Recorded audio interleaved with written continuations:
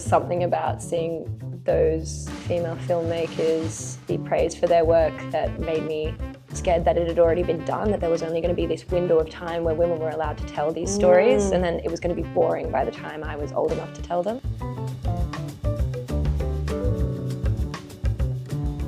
That's Phoebe Wolfe, a writer and director whose work explores the interior world of women, intimacy, morality, performance, and the unspoken codes that shape how we're seen and how we see.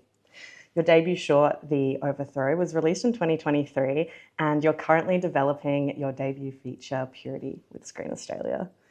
So thank you for joining me. Second time round, Round two, baby. Someone didn't press record, and it's not the director, so... Hey, but ironically, yesterday we were talking a lot about fucking up and having people that, you know, are going to give you a second chance. Yeah. I really appreciate it. I can relate deeply. Well, we had so many good chats yesterday. We talked about like the tension between worlds and like womanhood and like all these elements, and inner self and performance. I found that so interesting. So I definitely want to like bring that back. Come back to that. I mean, so that was just for us. That was just a little something for us. That was just a little.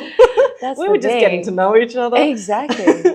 At the beginning of every episode, I ask my guests the same question. What did you want to be when you grew up? When I was really little, I really wanted to be a writer and an illustrator, which is funny because I really cannot draw at all.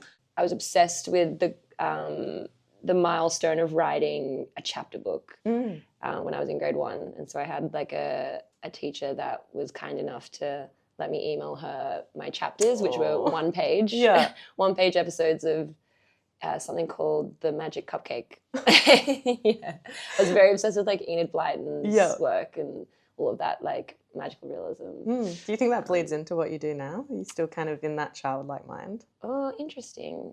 I feel like my work is so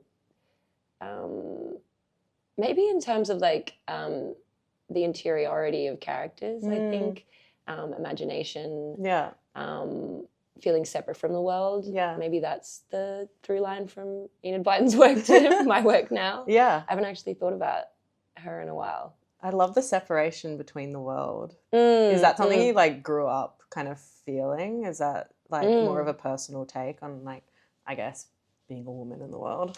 Absolutely. Yeah. I mean, to relate it to like a general female experience, I guess like the female experience is there's a hyper awareness of how we're being perceived. What is it? John Berger's ways of seeing, like women are taught to be seen, women are taught to see. I think that already necessitates this feeling of being creates a need to be inside your mind for safety. Totally. I guess films kind of offer that in a way, like you watch a film and you are so encapsulated by the world, like on that tiny little screen as well. Like it is such an escapism, such like a Pandora's box as well, because it's just like you watch to escape and then these characters are escaping and it's like all these other elements of the people that made it have put their escapism within the work. Absolutely. I think for me that craving of escapism or the power of cinema to help you escape into your own mind, that feels like the most important and the most enticing thing about filmmaking to me, really, actually. I love that. We're jumping right into it. We usually do. But that, I don't know if you felt this, but what if we're talking about feeling, you know, safe or trapped inside your own mind, but also feeling very emotional in your own mind and not knowing how to express that in a palatable way, feels like cinema feels like the most palatable way to share a really deep emotion. Totally. And I always felt that watching, obviously, other people's films. Yeah. And obviously feeling safe to be emotional in a cinema in a dark space with other people, and then feeling jealous of whoever made that, jealous of how they were able to make me feel that way. Yeah. I mean, all those emotions like guiding you to where you are. It's so nice to like be so in tune with yourself and just be able to listen. What was the first film that made you feel seen? not just entertained? Great question. Thank you. It would have to be Mustang by Denise Gams-Ogden. Beautiful, yeah. And I'm just obsessed with this line about jealousy, because I felt this when I started watching a lot of Sofia Coppola's work, and just any of those like French New Age directors like Agnes Varda and stuff. When I would sit and watch that, I was watching these films on my laptop in my room as a 15-year-old. Yeah. But I felt this feeling of insane claustrophobia. Wow. Like almost on the precipice of a panic attack, just because I couldn't believe that I just was watching it going, fuck, I could make that. Yeah. Not in a way that, obviously I was 15 and absolutely did not have the skills that these incredibly fucking talented filmmakers have, but it seemed possible. It seemed possible suddenly. Just being able to connect to, particularly with Mustang, which is a story of 5 sisters and one of 4 sisters, and the femininity, and a lot of that film is heavily inspired by the imagery, Sofia Coppola's imagery, particularly in Virgin Suicides. But there was something about seeing my own experience on screen so clearly from a female auteur just made me crave. It felt possible, but it also activated this really deep hunger. Yeah. I definitely relate to the feeling of urgency that I know a lot of modern children feel. Yeah. We live in such a fast world, especially growing up in the city, and being an ambitious kid, you always feel like you're not going fast enough, or you're not. Totally relate to this. You know that? Yeah. So there's something about, and I've spoken with my sister about this, and it's absolutely, when I look at it objectively, I don't agree with this at all. But there was something about seeing those female filmmakers be praised for their work that made me scared that it had already been done, that there was only going to be this window of time where women were allowed to tell these stories, and then it was going to be boring by the time I was old enough to tell them. God, you really succinctly said, like, I think maybe like my biggest fear that I don't even realize is a big fear, but it's like the time is running out to be the person you want to be. Like the time isn't running out for the job, but it's like your window is small. Yes, which is totally wrong, and just something that's inbuilt in women to believe that there are only so many women that can be successful, and the patriarchy will continue. Yes. I just even need to reiterate to myself, not that it's an anxiety for me these days, but believing that because there were so few women who were able to break through the glass ceiling, they've paved the way for us. But there was something about there being so few of them, and them being held on such a high pedestal in public consciousness, that made it feel like it can only ever be them. Yeah. I don't know if that makes sense. I fully get it. It's like I look at journalists or like people that are doing similar things like this, like icons like Alexa Chung. Like I look at her and I'm like, I want your job. But I'm like, she's already done it. She's Alexa Chung. There's only one Alexa Chung, and we can't. Yeah, she's it. I can't be Alexa Chung. Which is just the most like self-deprecating kind of mindset ever. I mean, I should be Camille Allen, but Alexa Chung is like that. But what a great North Star. But then it's like, okay, but Emma Chamberlain's not doing it. Can't do it. Like Amelia from Chicken Shop Dates. Done it, can't do it. Yeah. It's really odd to see that there is one woman being good at the job and doing it, and then you then kind of pivot and look at like all these men that are doing the same job and all being incredibly successful. Yes. Like the amount of late night hosts on that have rinsed and repeating the exact same formula, they all have the right? Same name. Aren't they all called Jimmy? Yeah. like, how does that work? Yeah, it's wild, hey. But then, I feel like that is so true to the female experience of feeling like, okay, if this already exists, I have to make this so uniquely my own to feel like I deserve to have a platform. Completely. To have this job. Kind of on that topic, and we did definitely touch it in that conversation, but you mentioned that filmmaking made you feel the most understandable. What do you think was confusing about life before that? I think I was definitely a kid that was very in my head, and the separation between the way I felt on the inside and the way I presented felt so vast. And there was something about watching movies really that brings everyone into their bodies. You're not interacting with anyone, but you're watching people, and it's okay. It's like appropriate for you to watch someone and go into their world. And I just really enjoyed that feeling of sharing something, sharing a feeling with somebody that wasn't really there. That makes me sound crazy. No, I fully get it. It's like it brings us back to the John Berger comment that you made last time. About being seen and seeing and having this kind of like Pandora's box of watching this female experience and watching them experience this female experience and knowing that the creator of that film is experiencing that. Yes. Wow, that's so interesting actually. Thinking of, growing up as a young woman and you're so aware of the way that you're being perceived. You have to be, that is probably the strongest experience of childhood and teenagedom. Being a teenager was just, everything is a performance. You're so hyper aware of the eyes on you. Yeah. There is something about going into a cinema and the lights are out and you are not being looked at. Yeah. And you can be emotional and you're being emotional with other people. It was a safe space. Do you feel like directing actors has made you more aware of performances in everyday life? I think I've always felt hyper attuned to masking and wondering. I mean, growing up with three sisters, we were always analysing the people around us' true motivations. Yes. So I feel like the people that I tend to be drawn to the most in my everyday life tend to be, and feel the most safest with, are the most unfiltered people, despite being perhaps a guarded person myself. Yes.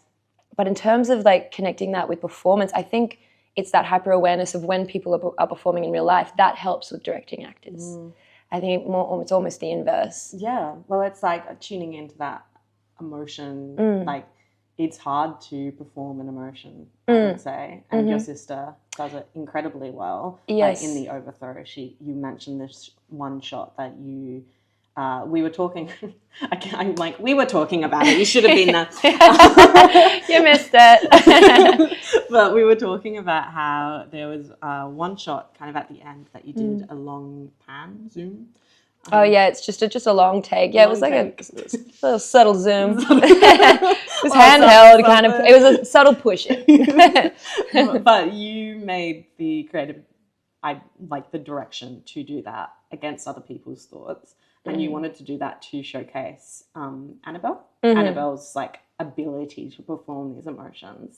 I think giving her space to do that is incredibly generous and also really intrinsically you with your work. Thank you. Well, that's so nice. That's interesting. That's made me think about, I think, the way I've learnt to direct actors and why I enjoy it so much is from directing Annabelle from a young age, because she is an actor now and has been an actor since she was a child. I would always shoot her self-tapes. Yes. And as much as we'd fight during them, we'd fight while we were making our short films as well. But there was it taught me so much because I know her so intimately as my sister and almost as a mirror of myself. It taught me so much about the nuances of performance and how to change the way that this actor is feeling in order to drive them to a more interesting place. But with Annabelle as well, as an actor, she has incredible emotional access.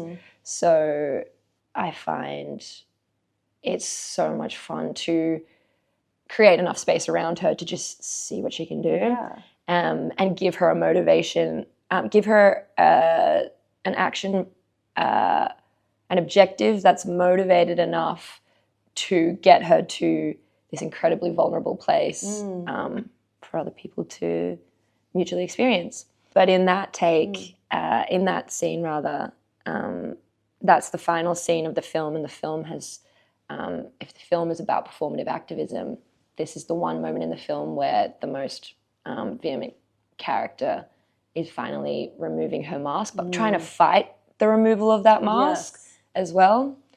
And it's a devastating feeling for me, the realization that perhaps your actions are inconsequential. Yeah. And so I just thought the best way to show that, because I was still also, and I am still like learning how to write dialogue. Oh my God. Really? Yeah. Is there like a key tip that you've learned so far? Throw shit at the wall. I don't know. Yeah. Like, I think dialogue feels to me far less important than action and sequence of action and juxtaposition. It's filmmaking at the end of the day, not reading written prose. But being so green at that time, and even each scene leading to the next and the payoff of each scene and the objective of each scene, it's also, there's so much experimentation going on. But the one scene that still really resonates for me and I still feel proud of is that final long push-in of Annabelle taking the mask off. Do you feel like that resonated with people, the intimacy of that resonating with people because of how, curated our world is now, especially within media? Yeah, I that's really interesting because that's actually the way that I get a little flutter every time you say that's interesting. It's true, it is. Also buying a little bit of time for me to think about the question. That's funny because it's the way that I think about our generation living such a hyper-curated life. Yes. And then wanting my work to sort of reject that, I guess, wondering whether people relate to the rejection of that. That's actually the way that I'm really viewing the future of commercial filmmaking at the moment. Well, you worked with Chanel, you work with Chanel, Elle, Mecca, so many more. Has working with those brands been difficult? I've found it really helpful, honestly. I feel really grateful to have entered the industry at a time where I was able to sort of create a job that didn't exist 20 years ago. Yeah. The traditional TVC structure, it would have taken me a lot longer to crack in that way. But as a very stubborn, self-taught YouTube person, same with my good friend and collaborator, Darwin Schultz, it's been incredible to be able to build relationships with brands and practice filmmaking in a safe, commercial, kind of low-stakes space from 18 to now. Yeah. And now, as I'm wanting to expand my commercial work, as much as like I spoke a lot with an old mentor I had last year, this woman, Patricia Razima, and she spoke a lot about like keeping the art pure. And I think in order to keep the art pure, keep it separate, because filmmaking takes such a long time, I've still got so much energy and need for upskilling and need like hunger to practice. Totally. That commercial space, particularly in the fashion space, has just been so much fun to continue pushing the boundaries of what these brands like believe they can get in a filmmaking sense. Absolutely. It's been a stills dominated industry for such a long time. Yeah. Do you feel like you've had to fight for your integrity within your like visual work, because your work is so you, like people can see it and go, oh, that's Phoebe Wolfe. Oh, like, I hope. Yeah, they do. I do. Have you had to like learn to trust your aesthetic before you fight for it, or has that kind of come with working within commercial stuff? I think there is no way that I picked up a camera as a teenager and knew exactly what I wanted things to look like. I remember there were filmmakers I really admired and wanted to perhaps replicate, and it was always such a mystery, like a really fun long-term challenge to figure out actually how they did that. That's like step one. Yeah. Figuring out how other people have done it and being able to replicate that. I think it's a really good way to learn. And then from there, figuring out what you like is such an ongoing journey that kind of just happens. Yeah. And then it's only in retrospect that I'm able to be like, oh wow, I really love a long shot with a really sensitive like roller coaster of an emotional performance, like whether it be in a narrative sense or in a commercial sense. I reflect on a lot of commercial stuff now and I'm like, it's so funny. I like love focusing on like a woman's eyes, like, and it's such a simple thing, but it's seeing the way that recurs just based on what you like. Well, yeah. We mentioned like an artist that I really love, Stanislava Pinchuk, whose work explores how trauma leaves a fingerprint on land. And we were both really interested in the concept of the fingerprint being left. And I think it really applies to that because it's just so visceral. Yeah, the concept of leaving a fingerprint behind, I think about, and I hadn't heard that concept before, and we spoke yesterday how I thought that was beautiful.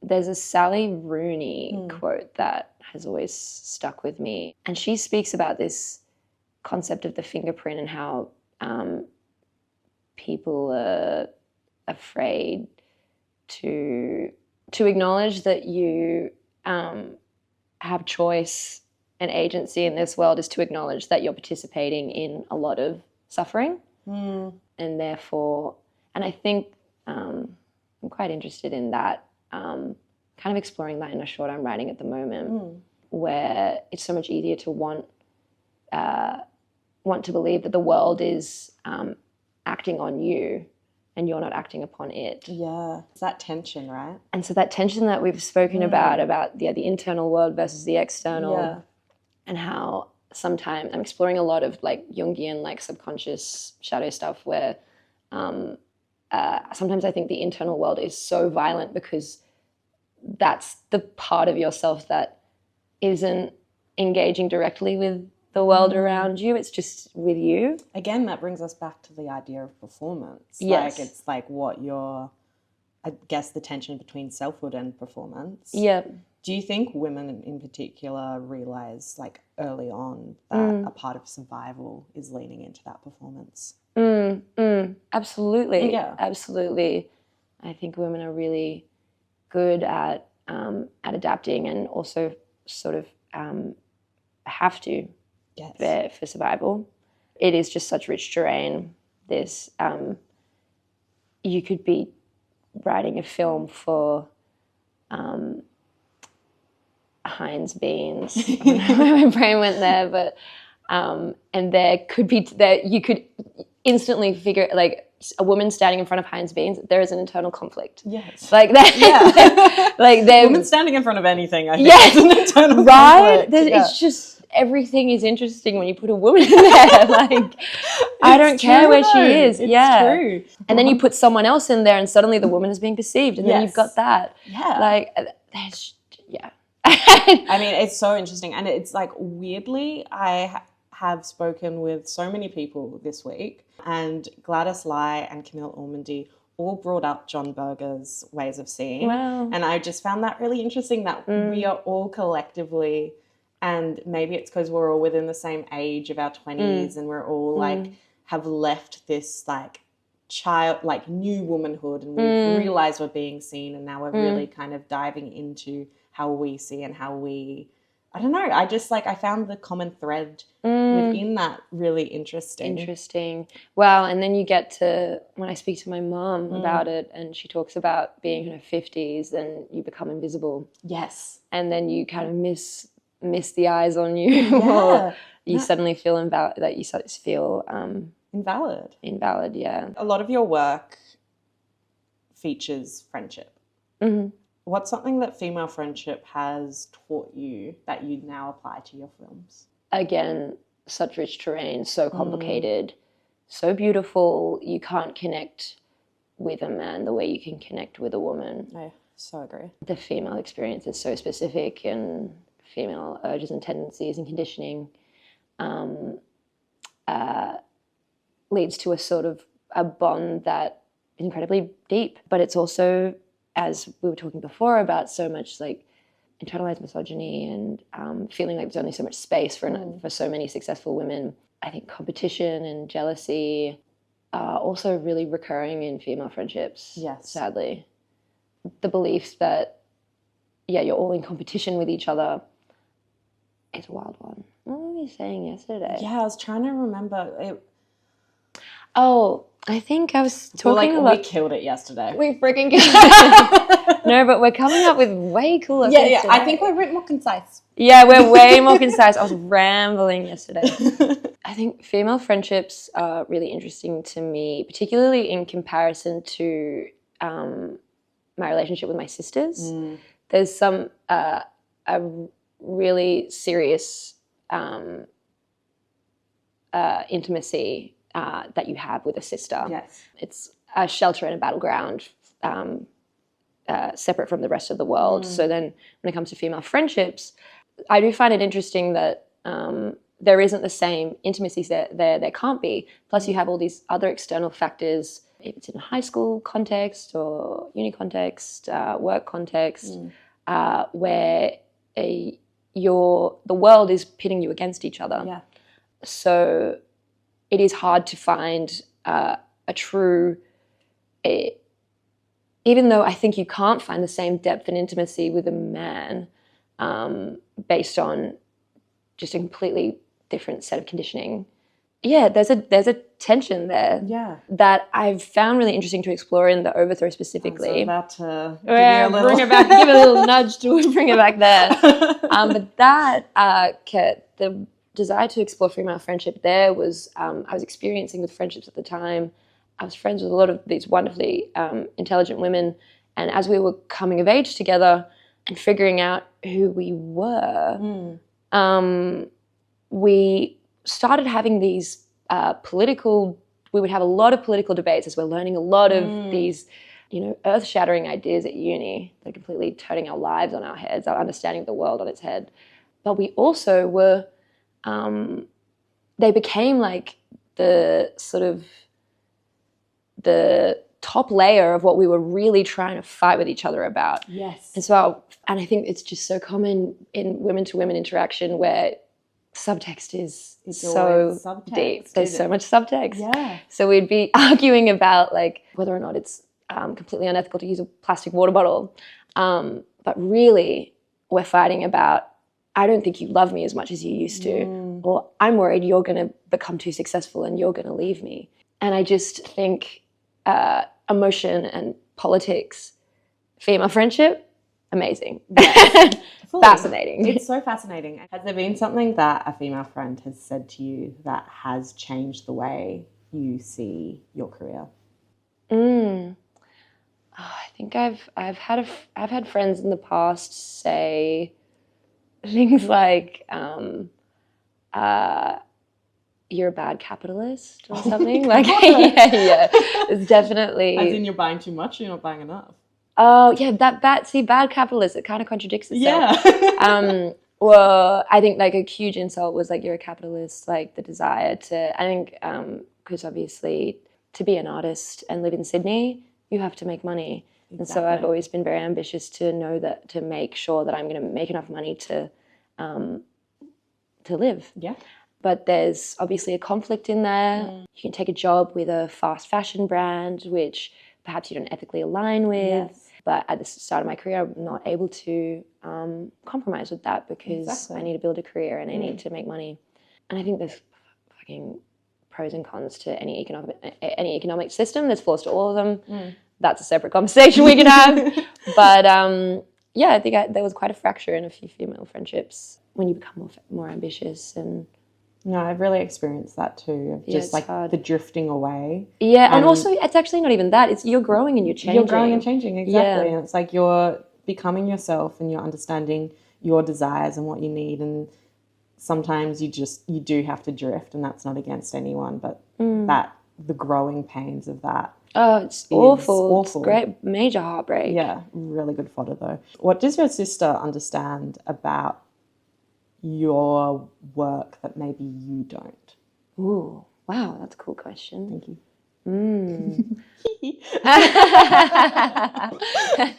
Get it, Camille? She's the first person to read anything I write. And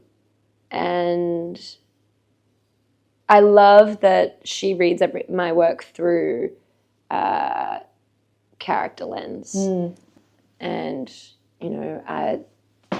I'm always going to be drawn to the bird's eye view of how everything the equation of the script equals the payoff. And I think she can see more light and shade to each of the characters a lot of the time. Yeah. Encourages me to push certain depth. She can also always see, I was struggling as I was trying to develop another short film over the past year, and I was throwing a lot of bad ideas at the wall. And it was whenever it's funny with a sister or a very close collaborator, I would call her and explain my new concept that I would get a rush from, because it's a new idea, and then she'd go, Phoebe, this is not what you want to write. This is not you. And then I'd like get pissed off and then sit with it and go, yeah, what am I doing? And she can always tell if something is me or not. Yeah. Sometimes I actually can't, because I'm just wanting to write something. Exactly. Do you think she makes you braver or more exposed when you're on set in particular? Probably a bit of both. Yeah. I mean, if she knows you so well, it's like this peeling back. Yeah. But I think it's interesting because we actually can move in between work and sister and work and family very seamlessly, interestingly. And when we're working, and I think it must be based on having worked together since we were like 8 years old. Yeah. In a professional sense, we definitely knew how to mask the fact that maybe we were having a fight about our clothes like an hour before we got onto set and to shoot some Heinz Beans commercial, or we'd go to auditions together. And I remember there was this one time, I think we were auditioning for like a KFC commercial, and I would have been like 10, she would have been 9, and we just had like a massive fight at home about like someone's fucking Barbie doll. And then, but then as soon as we walk into that casting room, we would put on these smiles and we would hold hands and like be like, we knew how to milk it. And there was something so beautiful in that like shared understanding of like, okay, I might be really mad at you right now, but we're gonna get the bag. We're locking in. Yeah. So I think she's the safest I feel around in a work setting, because, and even when we're going to an event together or something like that, you just know when the other one's lying, and you know why they're lying, and you're going to help them with that lie. Yeah. Like, it's really fun. For any upcoming directors, what would be your top tier industry secret and advice? Number one is get started, make something bad. You're never going to improve if you don't start. Exactly. Which is so obvious, but also so daunting. Like, so daunting. You can just stop yourself so easily. Yes.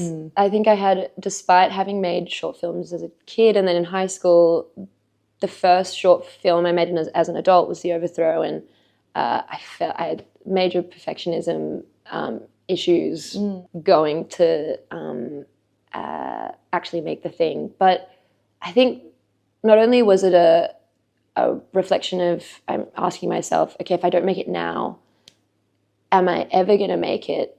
And realizing, well, inevitably I will at some point. Yeah. So I will know when I'm ready. Yeah. It's a new one that I didn't say yesterday.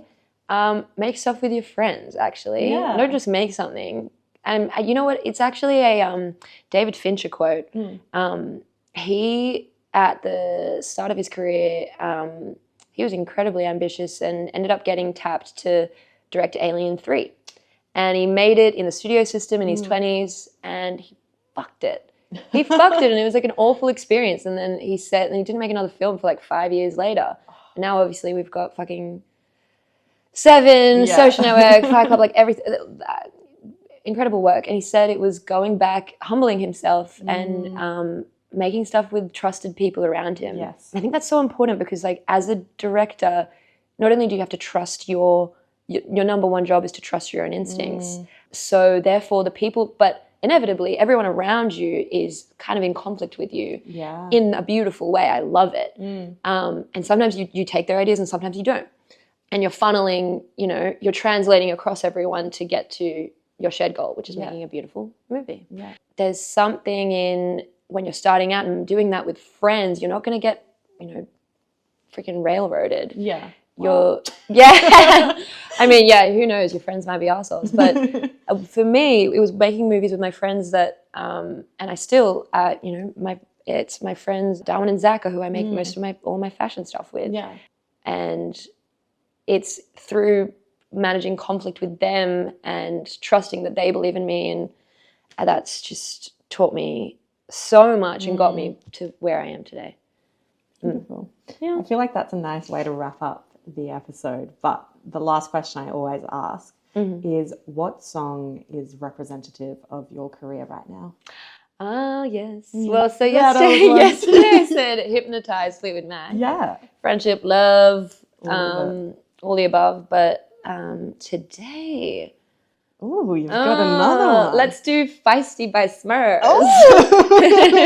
I like it. Thank you, Phoebe, for chatting with me again. Of course. I love chatting with you, so it was a pleasure. And I'm sorry I didn't record last time. Oh my God, no, but we got to have another chat. I know. Lucky me. If you want to hear more chats, you can follow me on Instagram at IWantYourJob_ and subscribe on wherever you get your podcasts. Up to you. Bye. Dealer's choice. Dealer's choice. Yay! Yay! And it recorded.